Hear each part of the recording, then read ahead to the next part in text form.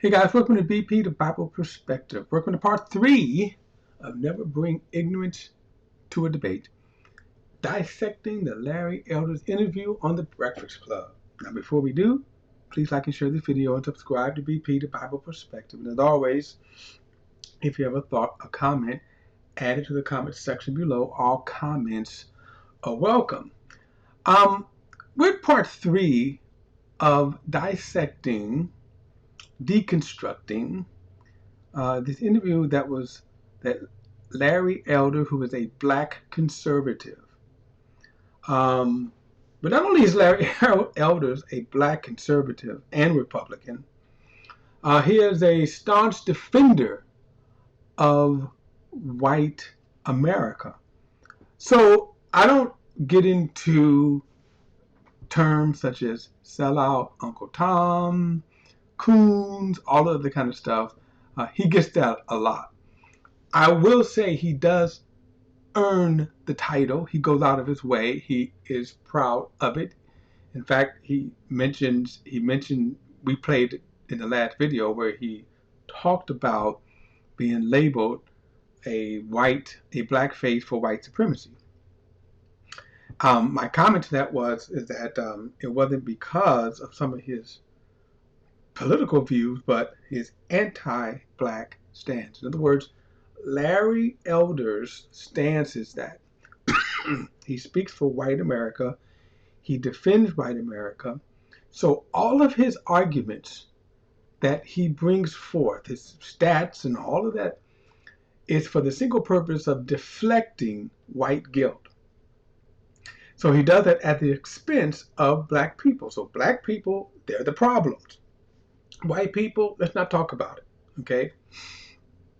So when he goes on to the show, The Breakfast Club, they're not prepared for a lot of the stats that he throws at them. And I'm kind of surprised with Taislin, I'm sorry. I'm surprised at her because on The Breakfast Club, you have Charlamagne the God and you have DJ Envy. They're the hosts. Now, they're more of a variety show, so they're not really getting into the political and social issues. That's why they bring Taislin on. Taislin on. I hope I'm pronouncing her name correctly. But it's Taislin Figueroa. But they bring her on to give more, in insight and in-depth social and political views. Now, when it comes to the conservative, she's been doing a poor job. Like they recently had Vivek Ramaswamy on. So Vivek Ramaswamy and Larry Elder are both Republican conservatives running for the presidency against Donald Trump. And that's interesting because technically they're not running against Donald Trump. They will not say one negative word against Donald Trump, even though they are running against him for presidency. All right, but that's another issue. So the kind of issues that they bring up on this his interview, and it is an interview. It is not a debate. And let me correct myself by saying it's not a debate. It is an interview.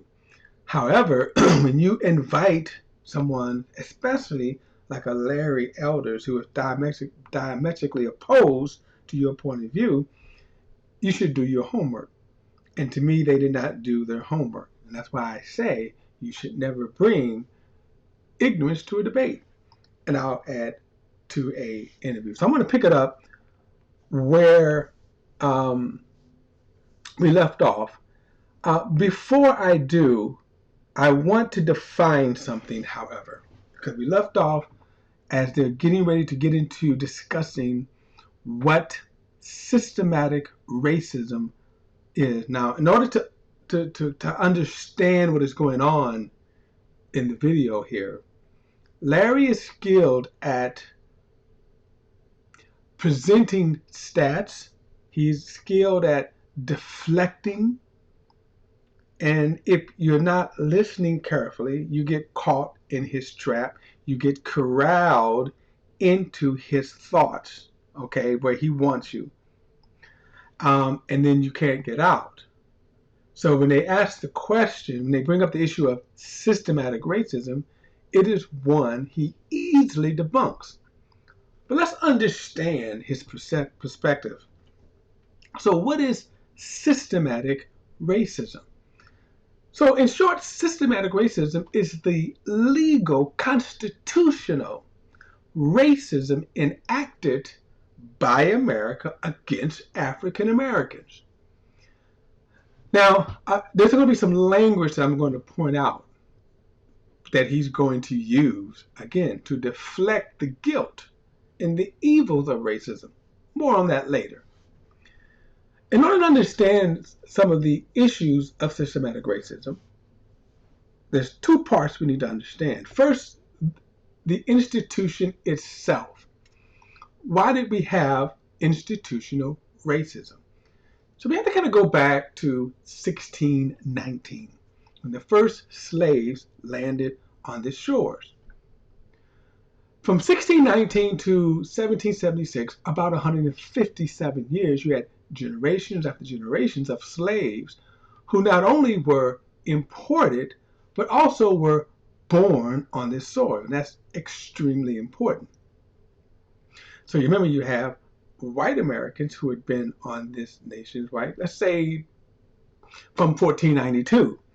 So what happens over the couple of centuries, the generations after generations of white people who were born on this soil? Well, in 1776, when when the colonies broke away from Britain and formed the United States. But who were the citizens of the United States? How did you become a citizen? What made you a citizen? Well, you were a natural born citizen. Well, what made you a natural born citizen? Well, you were born on this soil. That's what made you a natural born citizen. Now, it may surprise you to know that the immigrations of the 18th century were against Europeans. Pretty much, natural born white citizens discriminated against European immigrants. A lot of the laws and stuff, a lot of the language that you hear today, the arguments you hear today, they made it then against European immigrations, okay? It wasn't until they kind of came here and then they got engrafted into being what we call being white. But back to 1776. So the natural born citizens, that's what made you, that's who were engrafted into the 1776 Constitution. But now, one of the key statements, right, is this. It says, we hold these truths to be self-evident, that all men are created equal, that they are endowed by their Creator with certain inalienable rights, that among these are life, liberty, and the pursuit of happiness. But there's a problem, isn't there? Right off, we know there's a problem with this statement in 1776, because many of the authors of the Constitution owned slaves. So the question is, how do you write this statement as a part of your official declaration, Constitution, and yet own slaves? In other words, all men are created equal except black people, a very specific race. So now, from 1776 then, right, because that's a problem, because natural born citizens were deprived of their rights. Remember, from 1619 to 1776, you had over 157 years of slaves who were born on this soil. Why weren't they engrafted into this document called the Constitution? Okay. Furthermore, we have to also look at, and this is going to be important to the how I'm refuting what Larry Elder, and I'll say this is to me what makes his position despicable. But how does a people who say they believe this, all men are created equal, and that they are endowed by the Creator? So how do you say that, but yet look at African Americans specifically now and say they are not? How do you live that way, right? So the nation had to be conditioned. So we understand slavery. You had to condition slaves that their condition of slavery was constitutional, and it was legal, and it was, but also from the Creator. In other words, when they said this, the Creator wasn't talking about black people, was he? You had to, you had to, you had to condition the people. You had to condition the people, the slaves, to accept this. In fact, there were three major categories of how America was conditioned to live with slavery: the Constitution, also science, in other words, medical science. Remember, up until recent times, white America thought that the Negro was inferior in every way to the white man. In fact, there was a disease called drapemonia, drapemonia, something like that. And basically, it was, a guy actually coined this term, a so-called scientist, that says that when a Negro slave, his urge to be free was a disease. Okay. And then thirdly, Christianity. Yes, Christianity. In fact, you could never have had it without Christianity, which means pretty much every Christian denomination, everyone, split over the issue of slavery. Many denominations were started, such as the Southern Baptists, in favor of slavery. Okay, so in other words, what they taught was that God, the God of the Bible, cursed black people with dark skin. It was a curse. Okay, so we can go on and on with that. So those are the three ways. Okay, so that's how you condition America. You condition the slave to accept it, but you also condition white people in their superiority. Now that's important to note. 1776, right? The cognitive dissonance of we hold these truths to be self-evident, that all men are created equal, that they are endowed by their Creator with certain inalienable rights. So white people had to say, this is okay for us to act this way, to live this way, and to treat fellow Americans, now watch this, fellow Christians, inferior. So now we come to 1865, right? Around 1825, I believe, they outlaw the import of slavery. But if you own slave, the way you got around that is you bred them, okay? But you could keep them. So now we come to 1865, the bloodiest war fought. Now you have to understand something now. I'm saying this on purpose. The bloodiest war was fought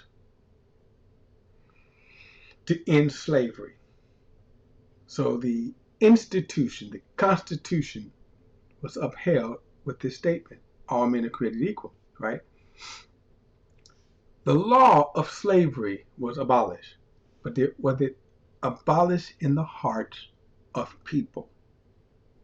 The answer is no.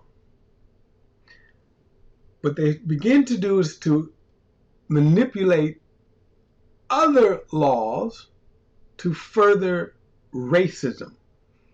So you denied any kind of help, right? Here's a people who were slaves. They were mistreated. They were treated as animals. And now you say, okay, here we're going to just release them. We're going to free. So what was done for them in that respect?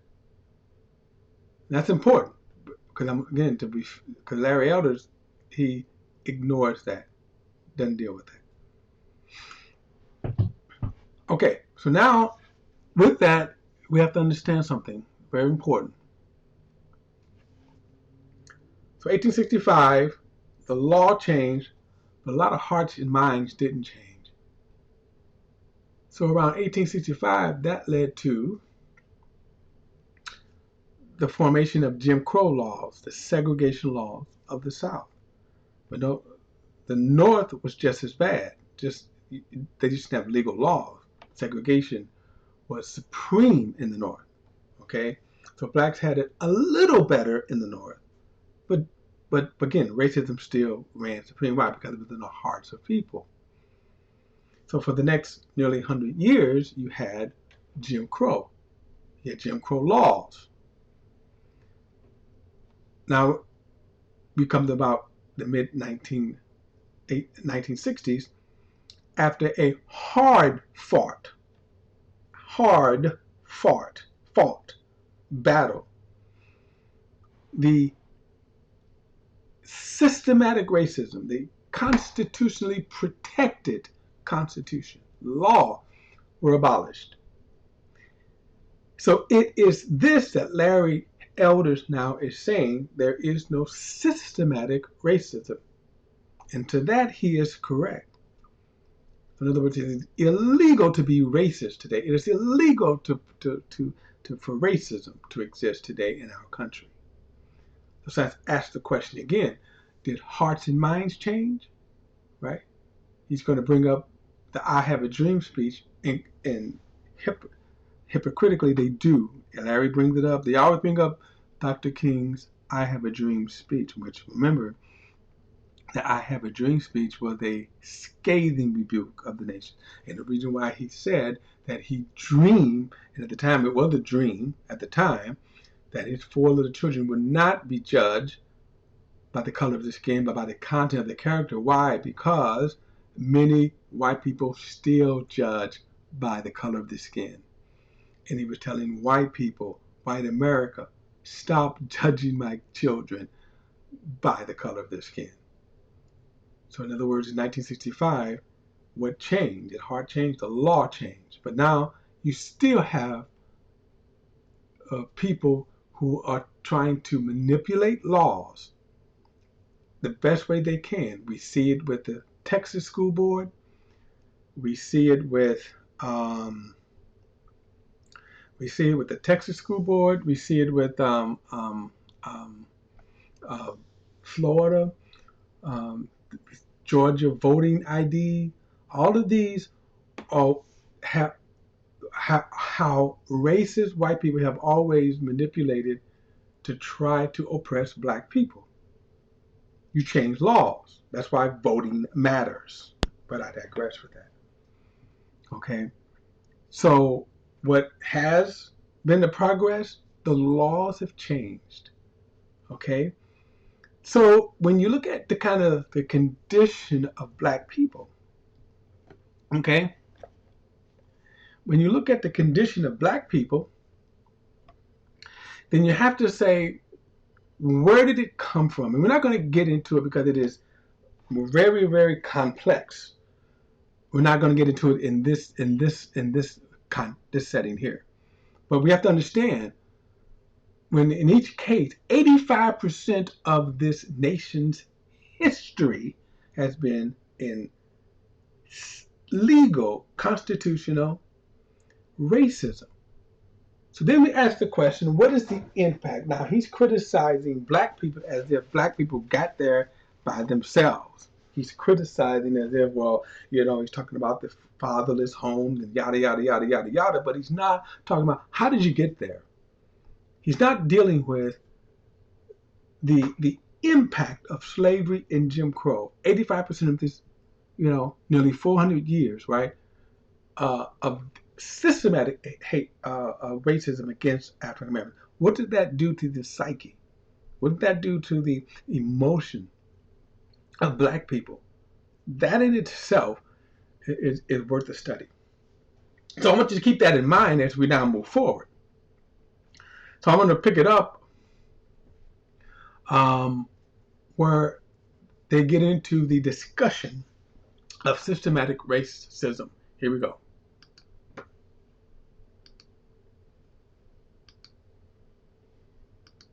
and it's had a disproportionately bad effect on the black community.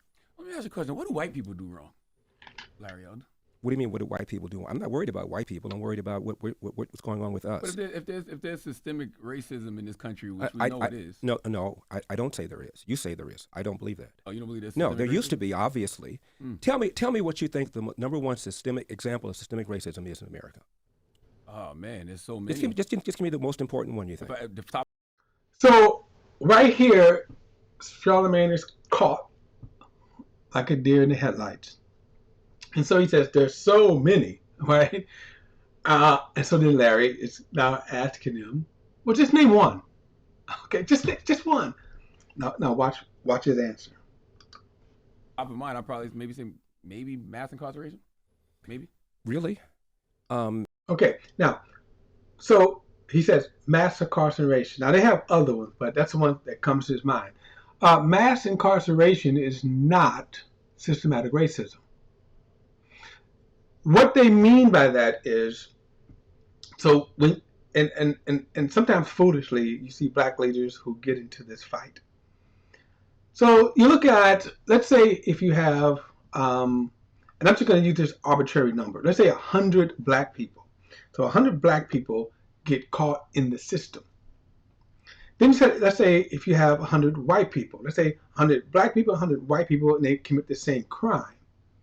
So what you say is, you say, well, a judge then, and the stats prove this out, that the 100 black people are going to be disproportionately sentenced as opposed to the white people. So they're going to get, the black people are going to get a harsher sentence, longer sentence, as opposed to white people may get probation or, lighter sentence. So then they say, well, that's systematic racism. Well, it's not systematic racism. It might be some racism involved, but it's not systematic racism at the system. Furthermore, I'm going to say the way that can be cured, because in my opinion, I got to put it in my opinion because I don't have facts to back up what I'm getting ready to say. But what I'm going to say, that 90% of that mass incarceration can be stopped if black people stop committing the crimes. In other words, I would say once you go into the system, you're screwed. You are subject to biases, okay? But that's not a system designed against the black community as a whole, because you don't have to go. Under slavery, under Jim Crow, you didn't have a choice. You didn't have a choice. You had to sit at the back of the bus. And it didn't matter where you were on the economical scale. If you rode a bus, as a black person, you had to sit in the back. As a black person, if you were the millionaire, you couldn't eat at a white restaurant. You just couldn't eat there. It was segregated. But no one is telling you to commit crimes. So yes, once you get into the system, yeah, you could have a biased judge, a biased prosecutor, biased police officers. But the best thing is not to get into them. Now, there are sometimes people who get caught in the system unjustly. I think what comes to mind is the Central Park Five. Those 5 boys that got wrongly caught up in back in Central Park back in the late 80s. Okay, but you're going to have that, and I would say thank God for the civil rights leaders who will fight hard for that. But for the 90%, you don't have to rob banks, you don't have to sell drugs, you don't have to do crimes that will get you caught in the system. Okay. During the Great Depression, when 50% of black adults were unemployed, you didn't have this kind of mass incarceration. It's the breakdown of the family. There's a direct. Actually, that's not true. You did have more mass incarceration of black people because you had it. You can imprison a black person for any reason, and then you also had black incarceration also that became kind of a slave labor. But you also had lynchings. You had lynchings. You had a lot of lynchings going on back then, Larry. All right, here we go. I'm not going to. I agree with the family part. I'm a black man who is a father to his children, and I'm Right. a happily married Right. black man to a black woman. So I'm never going to argue with that part, you know. But I just feel like everything is black with you. Black is wrong. Black people do this and black people do that. And when I ask you what white people do wrong, you said you're not worried about white people at all. I'm talking about the damage, disproportionate damage going on in the black community. For example, look at these smash and grabs that are taking place in Los Angeles, where I live. There's a suburb called Glendale, where at a mall recently, a mob of 30 to 40 people, they had masks on, but one guy got popped. He was black, and I think most of those who were doing this were black. And in recent years and times, there have been a number of these in places like Chicago, places like New York. If I were involved in something like that, Charlemagne, I grew up with a dad, just as you're raising your own children. I would have been more afraid of my father than I would about the cops catching me. These kids are afraid of neither. They don't have a father in the home. Cops are demoralized. They're pulling back. Their manpower is. Okay, so let me address this. I think there's an apples and oranges comparison here. So when he's talking about crime rates under Jim Crow, a lot different. In his day, it would have been the 50s and the 60s.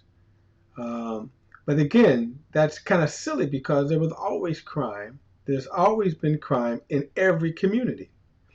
So there was a time if you lived on the west side of Chicago or the south side of Chicago, just like there is today, you have high crime areas.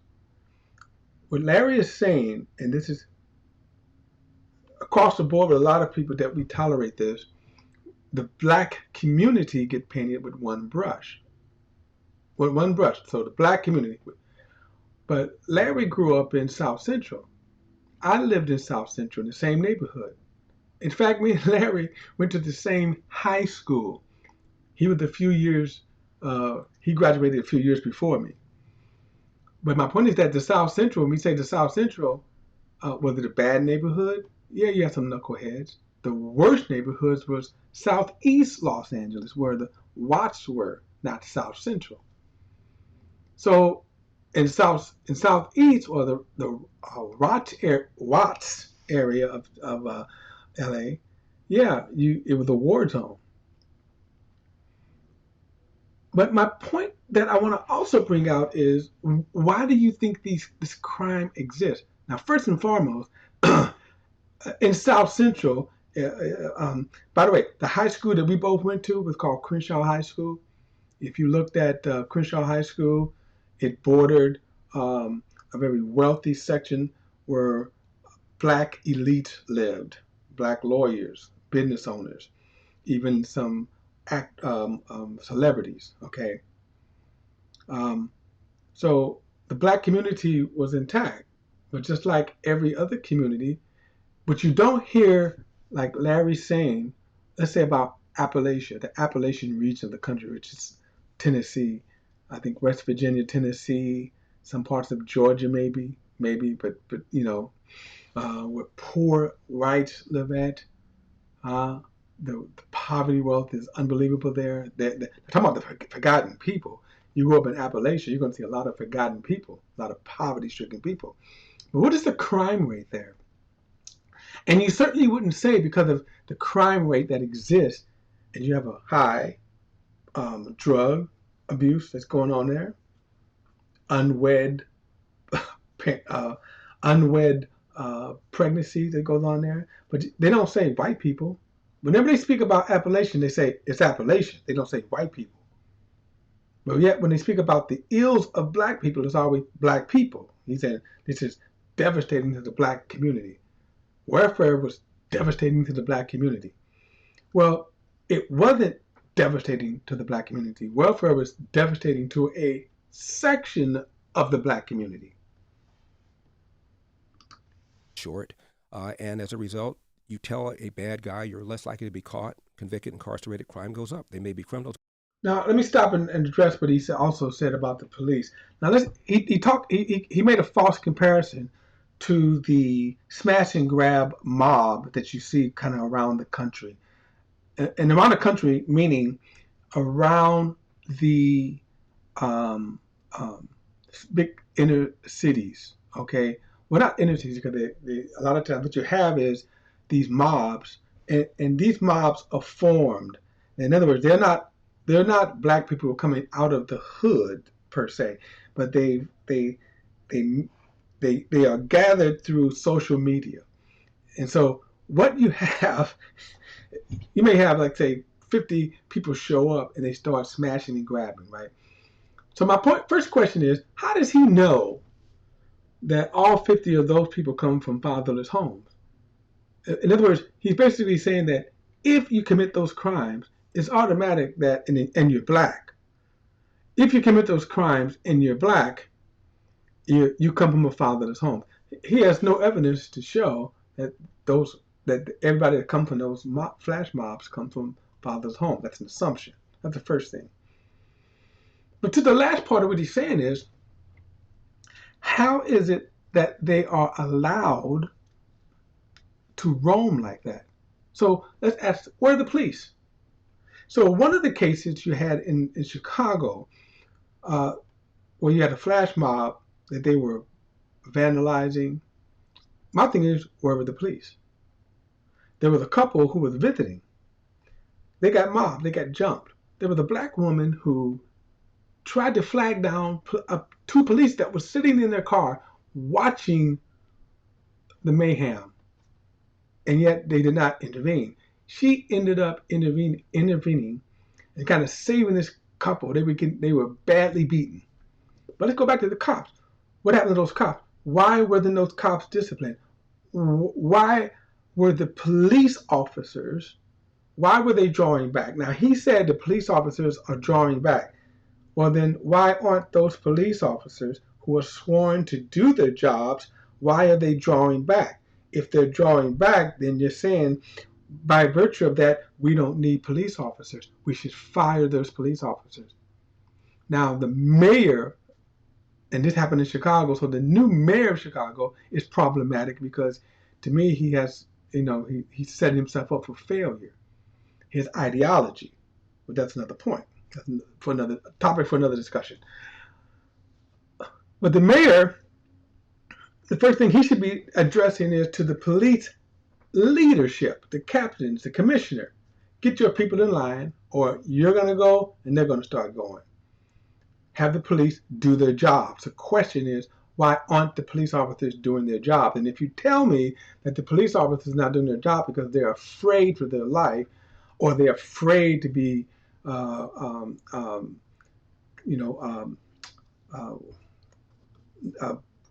up on charges, right?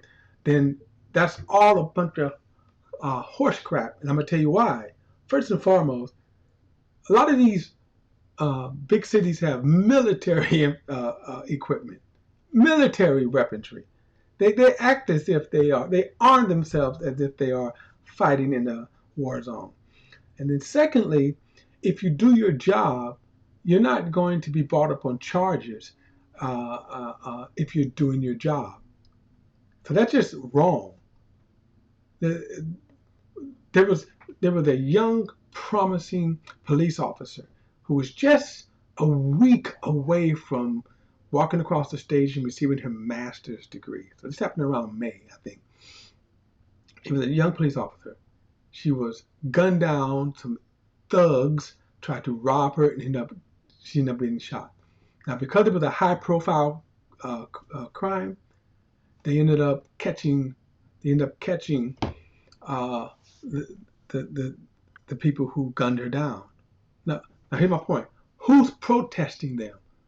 Not one single civil rights group is protesting the arrest of these thugs. So that's crap when people say, well, we're afraid to do our job because, people criticize us or whatever. No, there's some other reasons why, but okay. So let's, I'm going to stop it here and pick it up in part 4 next time. And we're going to continue on in our dissecting this interview and not bringing ignorance to a debate.